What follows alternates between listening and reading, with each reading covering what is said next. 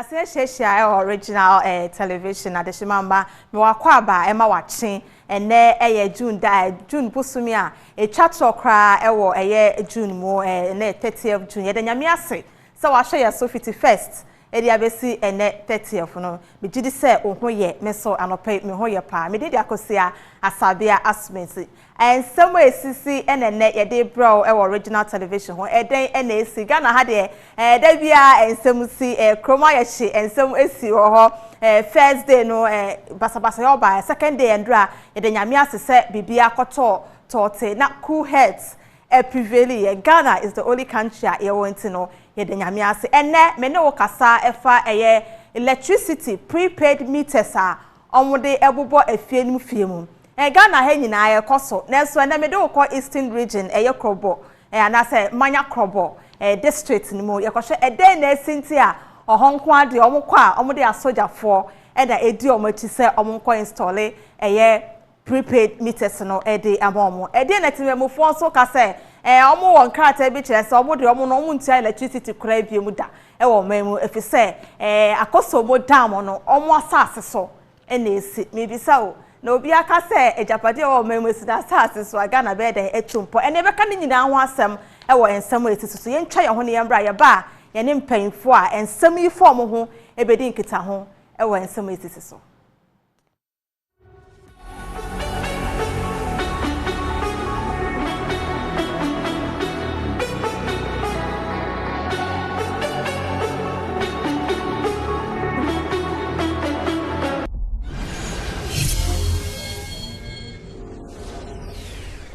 Akwaba Embra original television Nsem A Esisi so ya wade bia 10 to 11 am ye de dwumedie no ebra ye hwe nsem ekoso e wo man Ghana mu ne ehu hia na se ne a edika no ne de aba dwumedie so na ya beka e de ama ye ne mpanyfo mu ni mu de fa ho ne de ne poma sibre akotwe ba bia se ye de twe enne se na me sifa e kan ye no ye hwe electricity of Ghana ECG omo eno de abetu dwa se se na enkofo ewiawie mu kane e wo man mu ha no omo tibi nya omo sika esese omo di nya na omo di omo ntuma e oba bi omo wo no enu nti no prepaid enka no postpaid wo ha na de electricity bill de abroad na ne awaye no wo de tua e ba ye nyina ye kon o menyu so hwe e na bill kosoro na electricity company of Ghana e de atumu se no omo de post prepaid na eba eno de one akoto credit o kane na o de agusu esa na asa so wo na wo use de wo ni se me koto 100 me koto 200 me koto 500 e be take me 3 months or 1 month na asa na we na omo edidi so a obi kan say your project na say exercise koso wo man mu na nsan tem na beto odwa say wo Krobo wo eastern region omo so omo de omo mpenem na electricity force there bi omo de beko nti ni san omo de police for na eko na Nsem ebobo ba efri ho no ye hwe background story kakra about omo de military na eko na sasrafo na omo de call say omo fa prepaid no enkobo ade na ho nkwa na omo kwa omo de military for no na eko ye hwe background story kakra about near ekoso ewo Krobo fo ni mu electricity company of Ghana na say ECG I mean ni akoso enye ne shase nti sa wo be sha August 2018 electricity company of Ghana enya se omo de meters ana se prepaid meters ebeko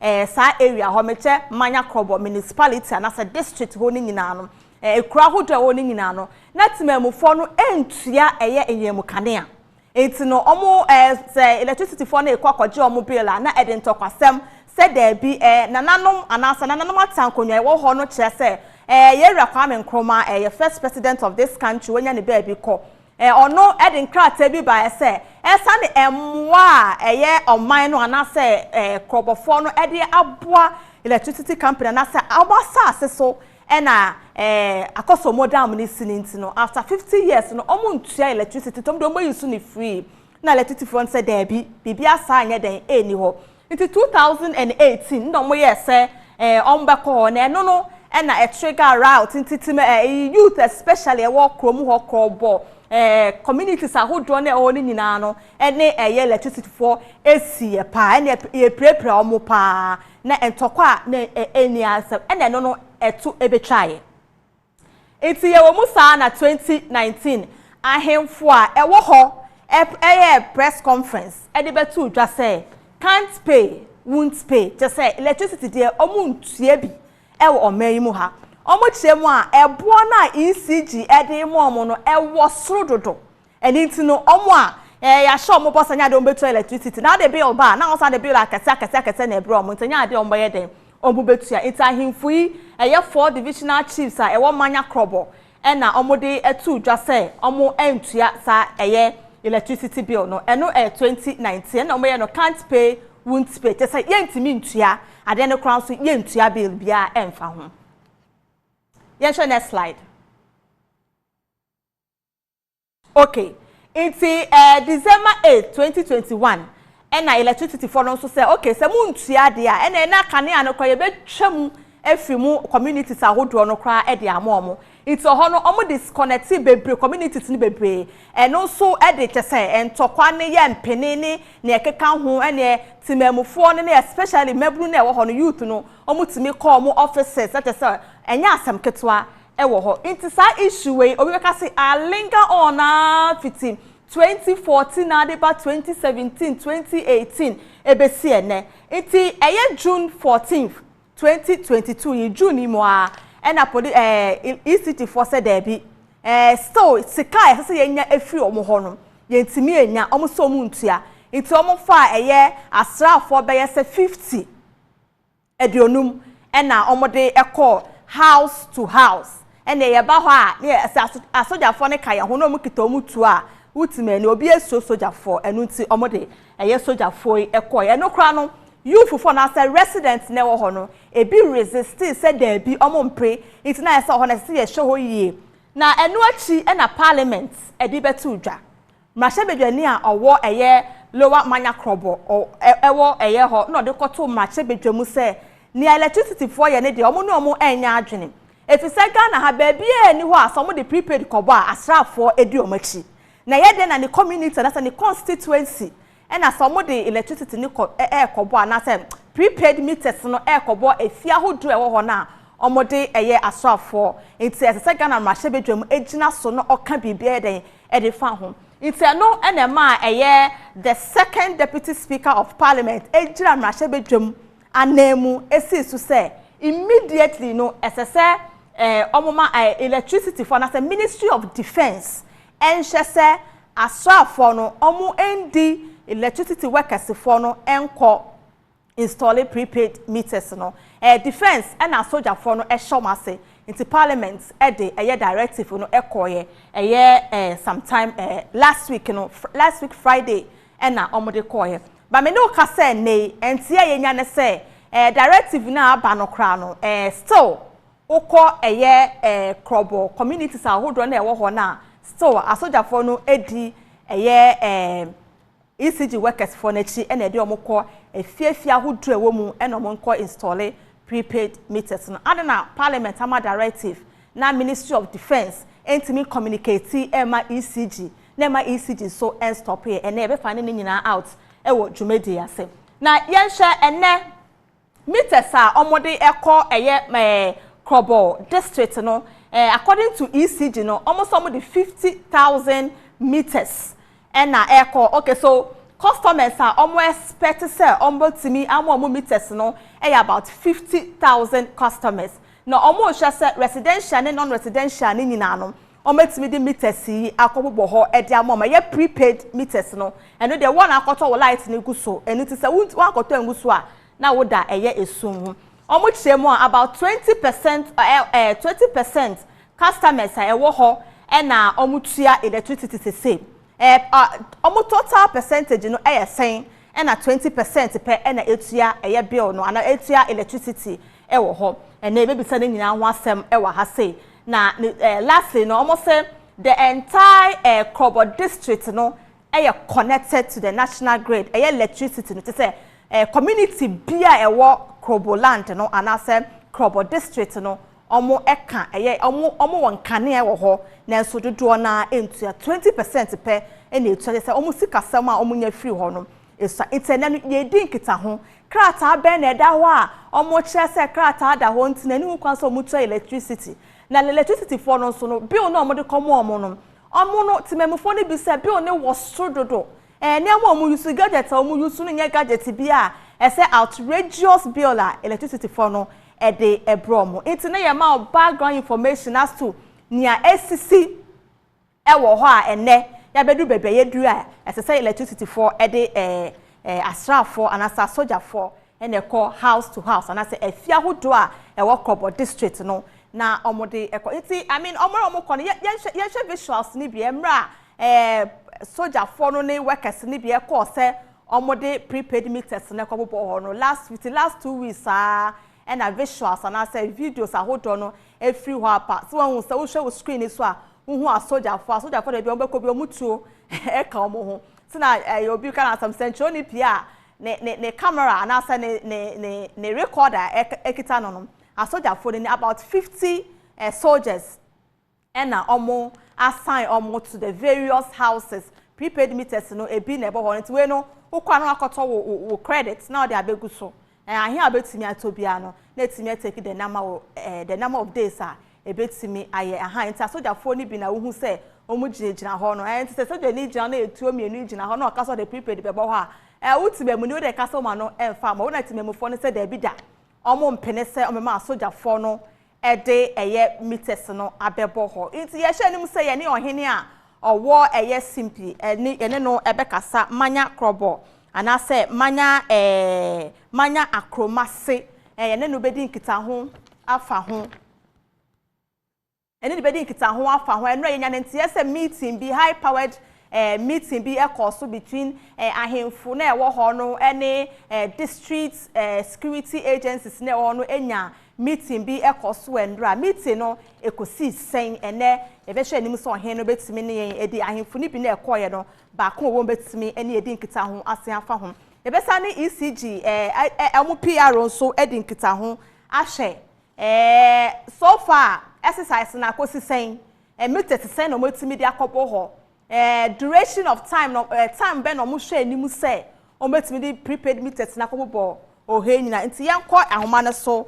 ne ene ohene a ono ewo manya akromase ewo eye manya Krobo district no mum ye fe no doctor nene simpim na tekpate ewo ahoma no so yankọ ne no enkodi nkomo doctor good morning sir. Morning.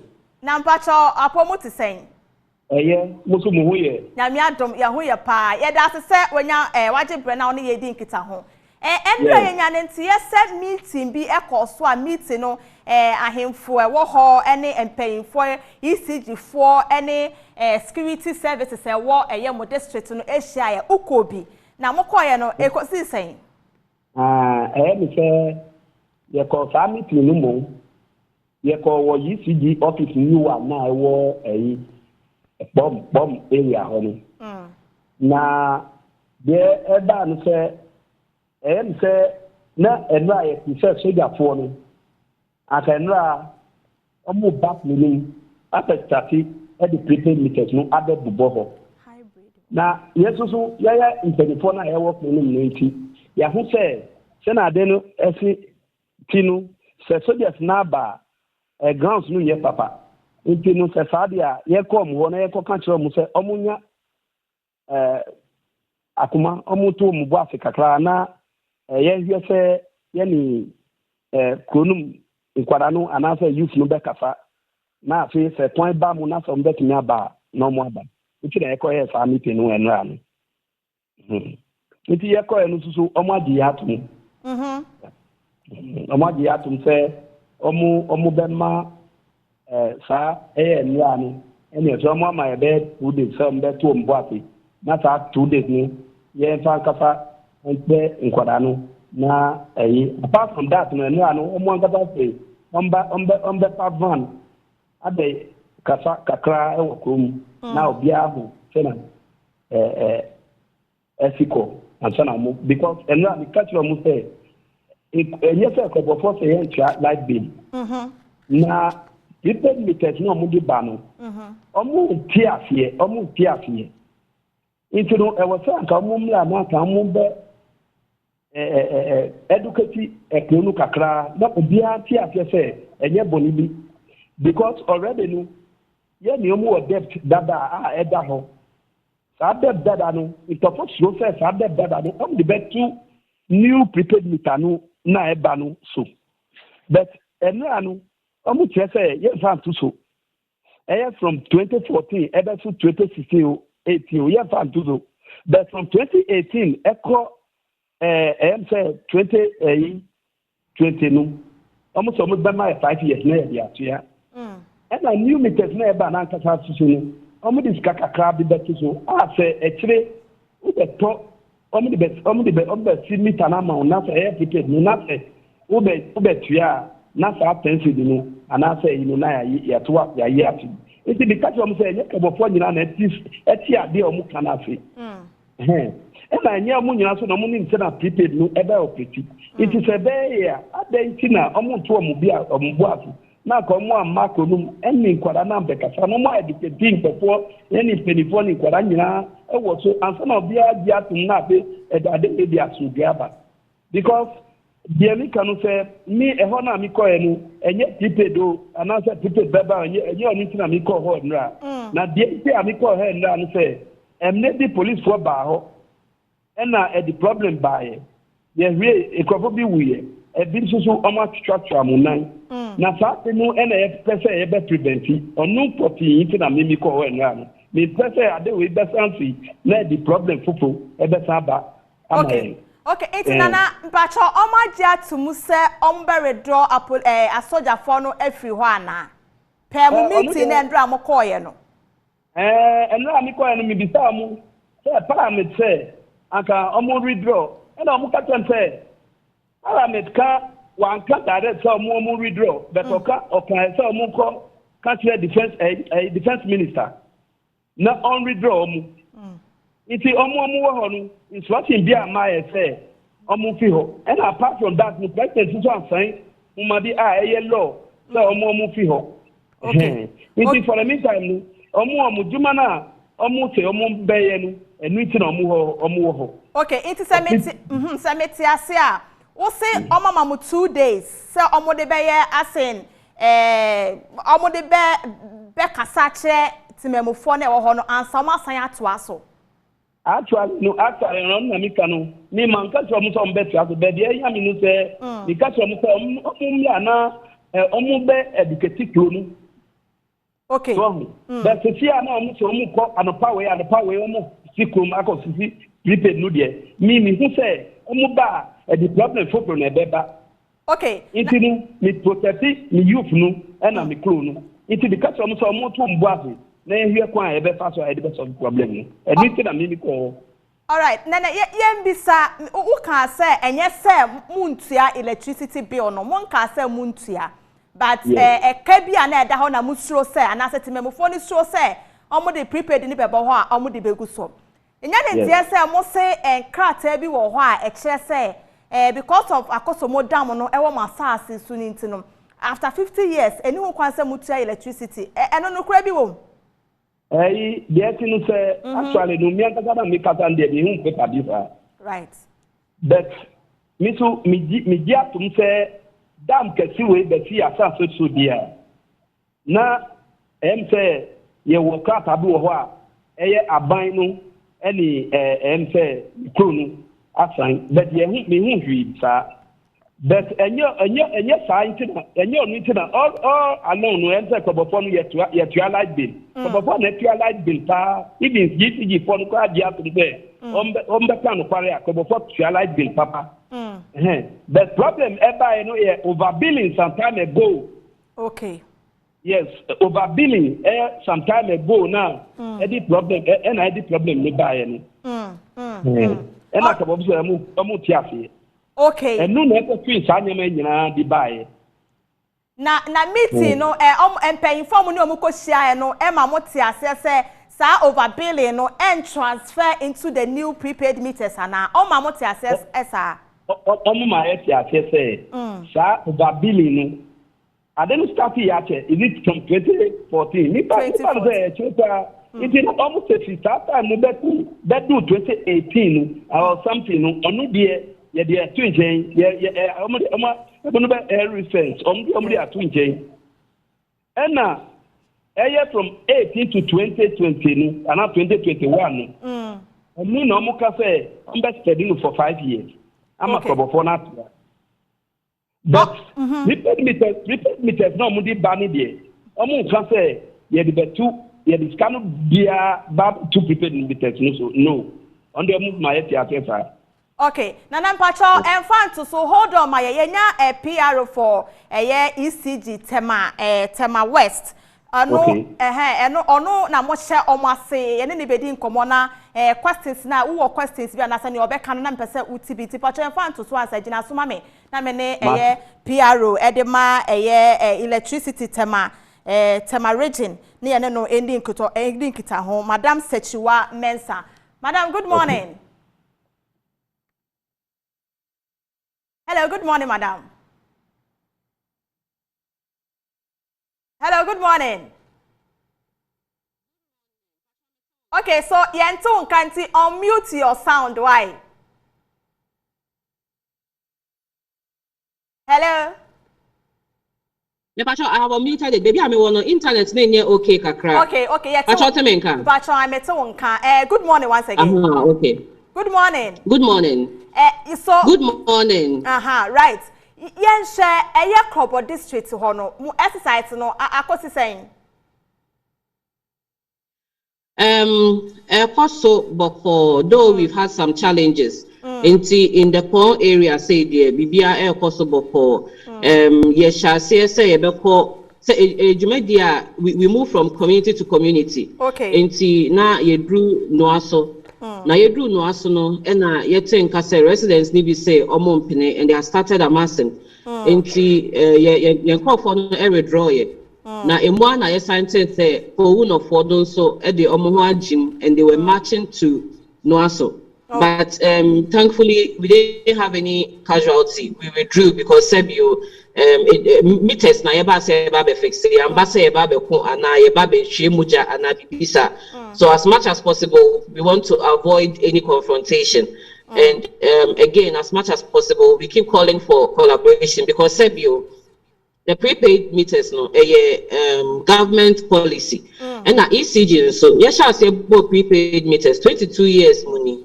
Yes, I say first year of Papa Kufo the time, which is the year 2000, and I started about prepaid meters, and we've been fixing prepaid meters for 22 years. We haven't had any cause to have this situation in Krobo, but Sebe assembly CA, Assemna Abba, and as much as possible, we'll need to resolve it. And as part of the Ejumana no. Again, you say you pay any sort of you hear collaboration. So as much as possible, no customers, the general public, so na Jumadi didn't. So yes, we are still installing in phone. We've had some challenges in some resistance, but Juma is all part of the work. So as much as possible, we'll find some level ground so that we can move on. All right, share a little background about Krobo and electricity. Time being now, omu joining the national grid. I can't provide an answer to that right now, but they've been on the national grid for quite a long time before these issues started. And as Papa Nana on the Kasa there weren't issues. The ECG was serving them. They were also paying their bills. In one and Nsem A Esisi. So as to when they joined the national grid, or the capacity that they had at the time that they joined, or the capacity they are using now, I do not have that data in front of me at the moment. All right, no say and meeting be a course no say bill be na about 5 years ago no. It will not be transferred to the prepaid meters here I'm installing no. But you grace period na to media etua. How would that work? Because all the prepaid I'm buying the credits, then every month you bring me bill now. Me pacho, madam, maybe so. Who use prepaid? Me use prepaid. Me pacho prepaid now. Who use no? Busu me biya ECG the bill, bro. No, I'm asking the question because on say on here say endra meeting now omo call no HS prepaid now no be born there bill bia emba so omo na better there but e kana e wo hoda da no more grace period now omo de atua and I'm asking say how am betimi like how will you make them pay?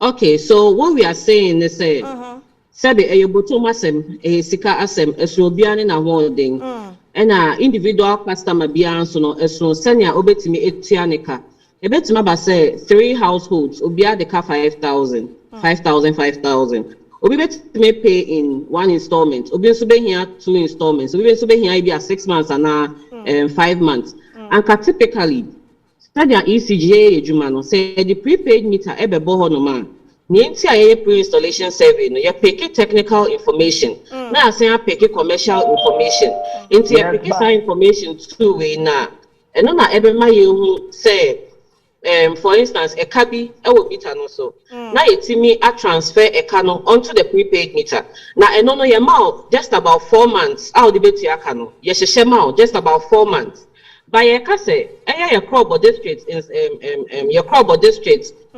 maintain na ewo your Krobo districts no. We are not going to go by senior ECGA juma pepepe. Okay. Instead of 4 months no, yeah now 60 months, which is 5 years. No, yeah, instantly prepaid meters they will, or even now before the prepaid meters come in. No, but more than approach ECG. But we both agree say, oh, you show statements, Mr. A and Mr. B, or they can say, or they can 5,000 and 10,000. Now you be say I hear and I'll be to make you per month over the period now you diamond. We see I'll be to make you 100 cedis a month. Not just say what 100 cedis a month you will need less than the 5 years to no just about the 5 years to pay. So what you 200 cedis you will need just about a bit less. And so only a call in share. Now we are only pleading, say, only a cost now as much as possible.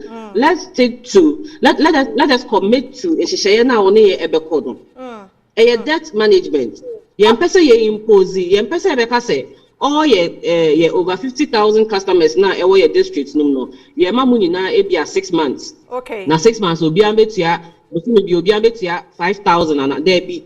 Yen to me shenesa. Intina ye kase, a bear one-on-one customer basis. Nemo, let us all show some commitment. Sano only here abase oh busumi bi ameti 100 and not 200 no.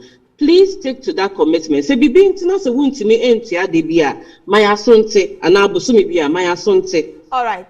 It's again no or any kasa the meeting no we take it 2 days off to halt the exercise. Now some public education be enkoso. At this point, no, there was not much public education because explanation what they mommy sakamudi come on one kebia and the ACC. Madam, me pacho, sa ebia na follow your issues. No, yeah, like all the issues here. You may not have followed it well enough. But me pacho, you are on TV. I'm sure say you also own a radio station. You have a sister TV station, and you may possibly have other media platforms in your group. Right. If obi ebe place adverts because of a certain the targets are different into or place adverts or you be with TV or you be with radio or you be online. So I know your friend advertising mix. Me too, madam. You are looking at different platforms to reach people at the end of the day. Right. It's education. Yeah, be in some communities. Yeah, be in some churches. Sunday we are now. You some churches in Somania. Your core churches be informed. Your core communities. Yeah, education be. Yeah, radio. But some of the communities, towards the later part of community engagement, some of them got chaotic.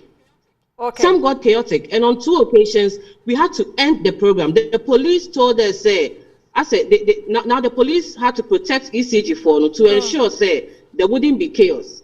Well, and again, if you field and so on, one-on-one education, is the same everywhere. It's the same everywhere. Oh, so to keep saying, say, yeah, education, me patrol, we've been on radio. Well, yeah, one-on-one. Yeah, well, flyers, speak around par. It has information on the debt management. We are sharing all this. Yeah, coffee and so yeah, one-on-one engagement. And sana yeah, they meet no abo.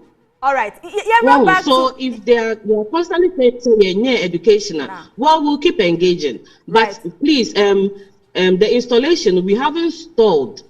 We are still installing in other places. In Paul, we are still installing. Okay. But about there's been some challenges in here in Payphonicia. There was some sort of a certain grace period. But for the field, yeah, and as we've done in other original TV, take a 5 or 6 other places are ECG. I install prepaid meters. Now, Kamadaroma, Mumbi Somo say, how did ECG go about the installation? How did ECG go about the installation? We understand, say, there have been some issues and all of that. But to keep saying, say, ECG, say, then on the other hand, we have security challenges. Like I said, some of the communities, it got chaotic. Can we be assured? I have been part of education personally. I have been threatened. Me passion, as you are at work, say obi be threatened wa. Would you be comfortable going to work? You wouldn't be. Sabi, we are public officials. We are asking for calm. We are asking for collaboration. And numpo se meet the babe boho by force. So there be so what's the won't pay. But we'll disconnect you from the national grid because it means you don't want to work with ECG. Some of them have already told us, say, prepaid meter, they right. You don't want to even work with ECG. Right, madam, no time, so we'll just disconnect you. But for the education, no, we have done a number of education. Okay, it's time into the answer. This exercise, period, they are saying that better more expect to say, Muberi. Okay, again, in all places, I have a prepaid meter installation. In a single day, it's Mibo meters bear 300, 400 meters. Okay. In a single day.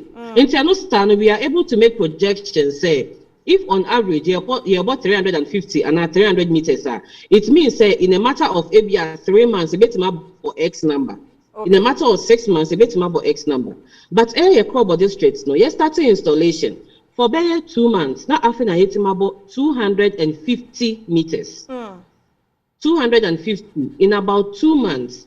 And it's made it so difficult for us to make projections, say, in a matter of 3 months and now 6 months, a bit may I say. Okay. But we keep calling for calm and for collaboration. Once we get that collaboration, we'll be able to do the mathematics and say, oh, yeah, estimated say in like over this period, a bit may say and I say. All right. And the slowness of the installation in Tina, we had to bring in 90 of ECG electrical engineers drawn from all places at ECG Juma. And Tiafaya engineers from Ashanti region, Western, Central, Eastern, Volta, Greater Accra, and they are all in the Krobo district, as well as the support of 50 electrical engineers from the 49 field engineers regiment of the Ghana Army, because we needed to boost your personnel on the field so that hopefully we can do more installations. Because Sebio a project be also the timeline, the period that I was say, logistics are would shape over a certain period. There are financial commitments. Okay. So at the end of the day, we still hope to be able to push, but we really need the collaboration. That is the most. I think that is one of the most critical things. Is it a total of how many meters are you expecting to install in Krobo district? We have over, we have over 50,000 customers, or 50,000 meters, over 50,000 meters. Okay. And we hope to replace all of them. Yeah, we hope to replace all of them. Are you able to tell us the cost, a customer for this exercise? Are you in a position to tell us? That would be no. I am not. I'm not in a position to do that. But based on cost, if I can go on this angle. Yes, the meters. No, we have single phase and triple phase. It is na papa na ne kasa na or kasa say this can be better so now got credits now for the first time na original line is so crying so tie na Okay, say a mouse single face, you the 10 cities and a air to so. Say a triple face, you the 15 cities and a air to so. Into no total credit for the first time, now you access 10 cities and 15 cities. Okay. Now a bam meter nankasa single face meter say barco pep or air about $1,000. One single face meter about $1,000. I say they buy a sicamo and now they say $1 and number 8 cities. Yes, 8 cities to $1. Not just say it's about 8,000 cities for a single meter. And with regards to single meter air cost 8,000 cities. Yeah, best say yeah the ball no ma. Yes sir. It's not that ECG, yeah, community engagement, your customer education in Keka Humbia, your casse, near EFA ECG, Jumedie no, say a meter, say a pole, say a transformer, say a substation, near EFA ECG Humbia, EFA one son can.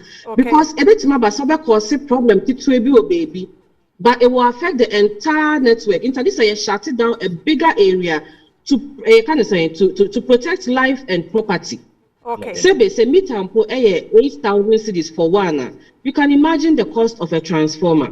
All right. You can imagine the cost of setting up, you can say all these substations. NTS again, a collaboration, and we are asking for calm. Let us all be calm. Let us all be calm. All right. Because again, on I think 2 days ago, in 30 seconds, wrap it up, Maya. Your time needs to know. Just wrap up for us. Your time needs to know. Hello.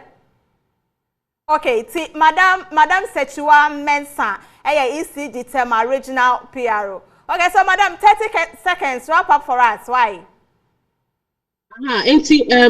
We couldn't do that education because some of the youth were planning to come and cause chaos at wherever education. Again, we are ready. We are ready. But if you want us in the communities, we'll ask, say, Madaroma, provide us with some level of security. We all need safe, a safe environment to be able to do the work that we are supposed to do. And to Madaroma media phones, like you've been helpful. Right. And we'll continue to thank you and to advocate say, Madaroma, help us with the education. For instance, education is beyond ayayi. Right. Into Madaroma, and your customers also. Monto yemu yedamwase. Yo, so yes, that's say your friend no day bread edemaye.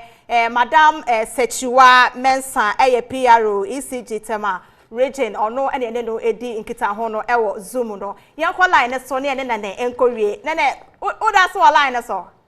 Right, into ECG PRO no na wote say or kasano. Finally, then I will catch a woman for a war a year Krobo. So na mika no, ona mika say. Actually no, sir, ECG issue when I say prepaid beba and I say money. And yet ni mejuma. Even though I be Krobo, ye jina ye Krobo for no. Ye wo Krofobia omu jina sa ade no anwa omu ka ho asem papa. Okay. Me problem now, me the call on say na me catch on say na be ya me bomb youth no and na me crew no ban. It's na me call. Okay. All right. So na be ya yes chance nya obi say ya twa obi nan ya sa aye say ya obi sa awu eni nyama nyama no iti na me yes me call ye. All right. All right. Now it's a beginning omutimi ko kuno omumla kuno mo na me kanu omumla kuno. Now, apart from that, no soldiers no say, but for say almost no soldiers are. Actually, no one na me can emlebe no. So no, there were a civilian rule, any military rule. Right. You know, today yeah, police one almost ma omumra na omumra be adimanu se be possible. But say amount of soldier for na ba na police for mu soldier for na, and the moment soldier for no ko, and I say. Wa umbe faswa omuni tobofo no be kasa 90 ase beba be de ahia me anu se omutumi educate omu no muti de ompeso mbabe adimo no ompeso mbabe popi no no muti ase. All right, nana yeda se pa se unya bre e de ema ye Dr. Nsem na tekpate a otoso mienu e na ye nenu de nkita ho no oye simpim e wo manya akromuase ewo eye manya Krobo district no ohene ewo ho ono eni ni di nkita ho ochemu se endra meeting bi koso a meeting na koso se entiase bi eba public education na nkoso ye iti ECG for age atumu se especially wo bebia route and asa mentemi ho asiese no oma hot installation no till say 2 days public education be koso no matimi coming back to installation no yenko break ni embra ye ba ye betwa dwumadi ne so.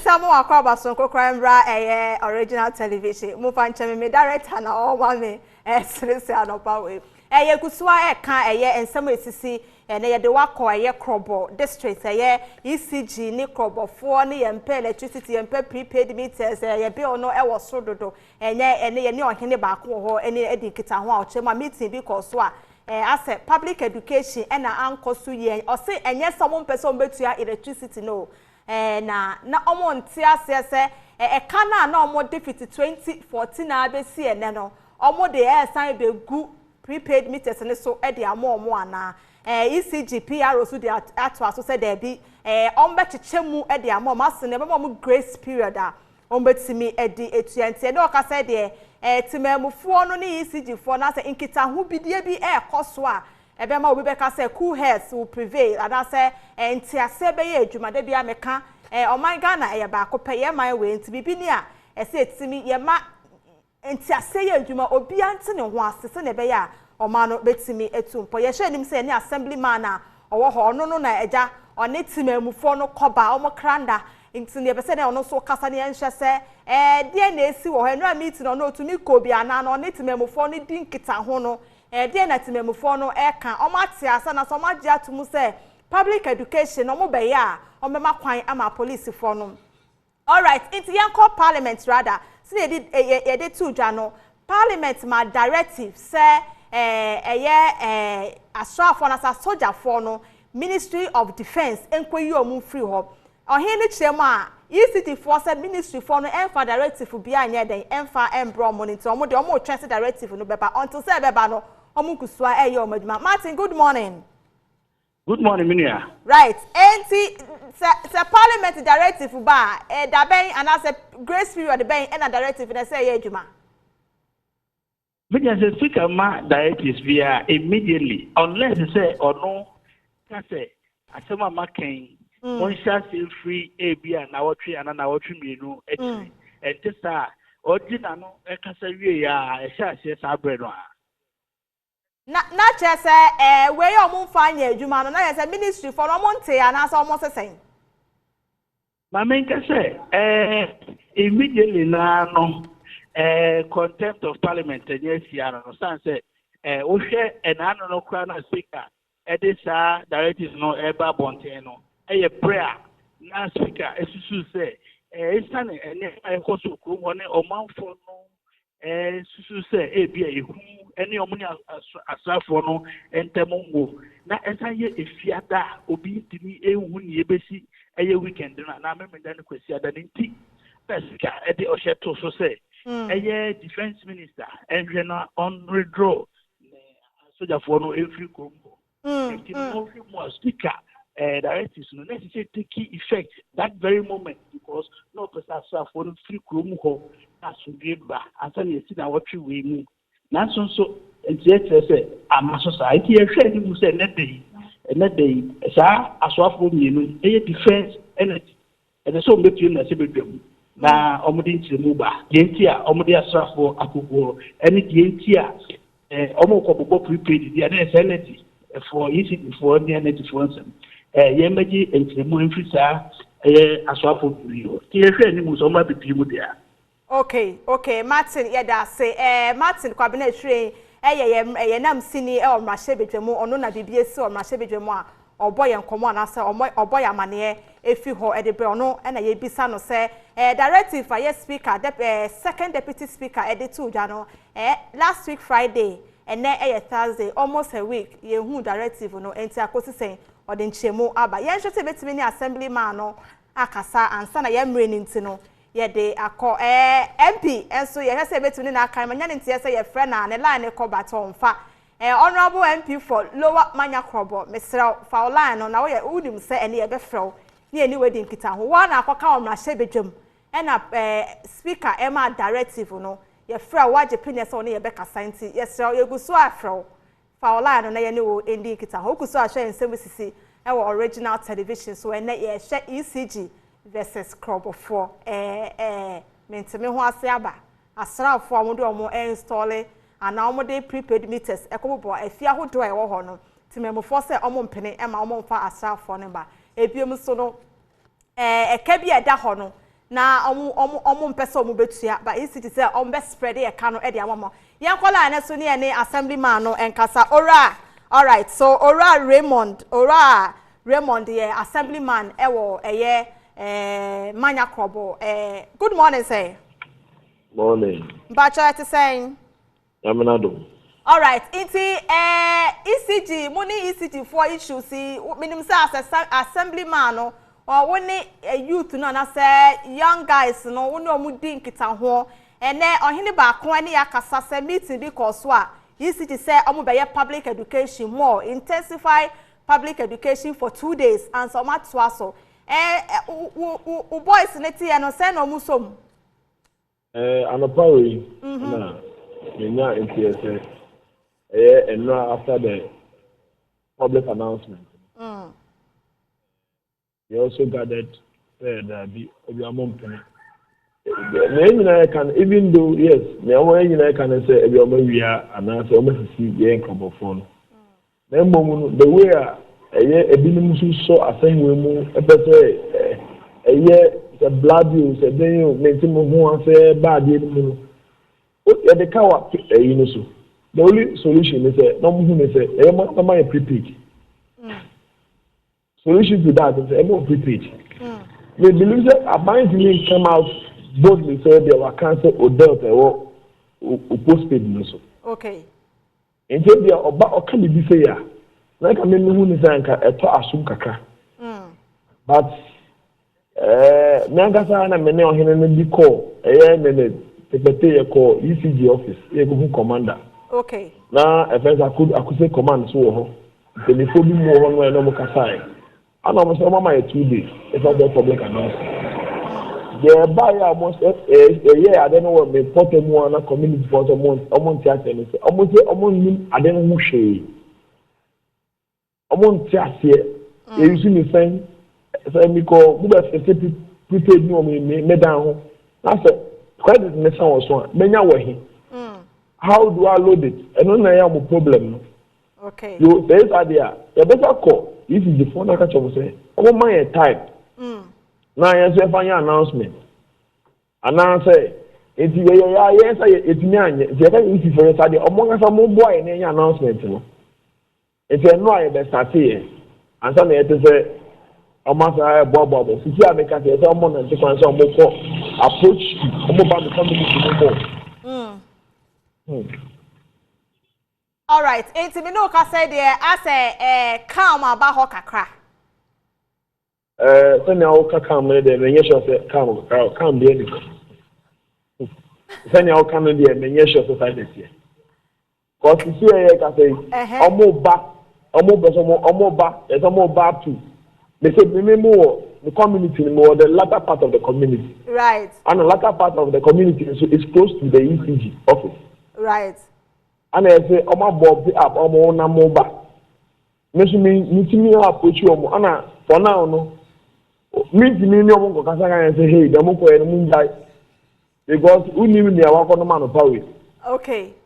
Na Said no mama ti assess anka 2 days be more the year public education. Now say yes. Electricity for the babiem.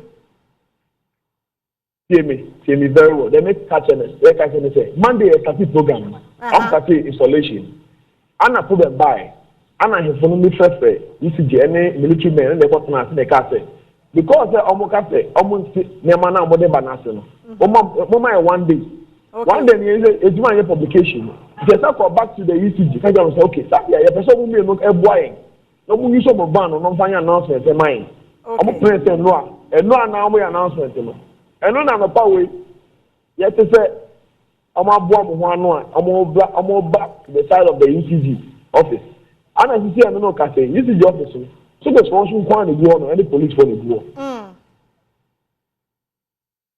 okay ye da se time ni nti ye news ne so ye be fraw na ye ni wedding kita ho na ya hye say indeed say electricity for no e ba na Ora Raymond Asare party e assemblyman e de ma ne also Newtown and also e wo Krobo district ho ono na ene no edin kita ho nti say issues ne de yesremo ECG for almost 2 days public education mo oblige money ahimfo akotena se mo decide on what to do mo mfa chire emfa asojafo ne a police for nsan enko onbefo se mo intimidate omo eno ena ma ye ma tempest arise na youth no akoye ne se omo enye intini yesremo ni amotena se ndra mutumi egitu mu no mo masa enko so omo so enye so mo ntia electricity bill no na emom ka na omo de dada ne de omo sremo mo ntiche mu efo omo na ekromo ayehye aha ne de obesi we did akosi asabi aswede me that team na say production control any MC a obi bia ase data ne